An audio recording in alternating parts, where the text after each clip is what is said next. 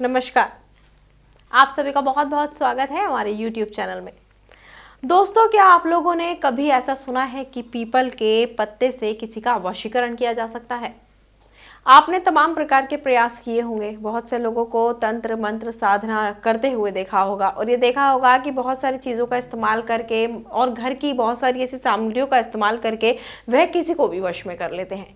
लेकिन आज जो मैं आपको उपाय बताऊंगी वो है पीपल के पत्ते के द्वारा किया गया वशीकरण। आप पीपल के पत्ते का इस्तेमाल करके किसी को भी अपने वश में कर सकते हैं, क्योंकि पीपल का जो पत्ता होता है वह हिंदू धर्म में सबसे ज्यादा पूजनीय वृक्ष माना जाता है। कहते हैं कि पीपल के वृक्ष की पूजा अर्चना करने से आपकी समस्या दूर हो जाती हैं और खासकर जो हमारे देव होते हैं उनका वास पीपल के वृक्ष पर माना जाता है। खासकर तीनों देव ब्रह्मा, विष्णु और महेश, इनका वास पीपल के वृक्ष में माना जाता है। इसलिए जिन भी लोगों पर पितृदोष, काल सर्प दोष, शनि दोष होता है तो वह पीपल के वृक्ष से संबंधित उपाय करते हैं और उनकी समस्याएं दूर हो जाती हैं। उनको बहुत सारे लोग तमाम प्रकार के उपाय बताते हैं जो कि पीपल के वृक्ष के द्वारा ही किए जाते हैं और उनकी समस्याएं 100% समाप्त हो जाती हैं। तो चलिए, आज मैं आपको बताती हूँ एक शक्तिशाली वशीकरण का उपाय, जिसके माध्यम से आप अपनी इच्छाएं पूरी कर सकते हैं, किसी को भी वशीकरण में कर सकते हैं और ये उपाय बेहद ही शक्तिशाली होगा। आप खुद सोचिए, जब पीपल के वृक्ष पे तीनों देवों का वास होता है, खासकर पितृदोष मिट जाता है, काल सर्प दोष मिट जाता है या फिर कोई भी दोष यदि कुंडली में होता है वह सब दोष मिट जाते हैं, तो इस उपाय को करने से आप किसी को भी अपने वश में भी कर सकते हैं और इसका असर आपको थोड़े दिनों में ही नजर आ जाता है। तो चलिए, आपको बताती हूँ वो उपाय कि कौन सा वो उपाय है और बताती हूँ कौन सा वो है चमत्कारी मंत्र जिसका जाप करने से आप किसी को भी अपने वश में कर सकते हैं।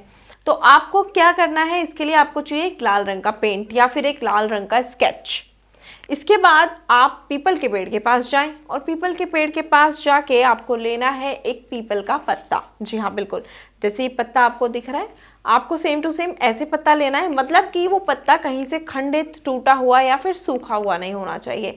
आपको पीपल का पत्ता लेना है। उसके बाद आपको इस स्केच से उस पीपल के पत्ते के ऊपर अपनी इच्छा लिखनी है। इच्छा लिखने के बाद आपको मंत्र का उच्चारण करना है। मंत्र में आगे आपको बताऊंगी, लेकिन आप इस चीज का ध्यान रखें तो आपको 3 चीजों का बेहद ध्यान रखना है। पहली चीज कि पीपल के पत्ते को पेड़ से नहीं तोड़ना है, यानी कि पेड़ पर ही पत्ते के लगे हुए उस पर आपको अपनी इच्छा लिखनी है। दूसरी चीज, पत्ता कहीं से कटा या फटा नहीं होना चाहिए। और तीसरी चीज कि आपको ये उपाय रविवार के दिन बिल्कुल नहीं करना है। 3 दिन आपको ये उपाय करना है, रविवार का दिन छोड़कर तीनों दिन किसी भी दिन आप इस उपाय को कर सकते हैं।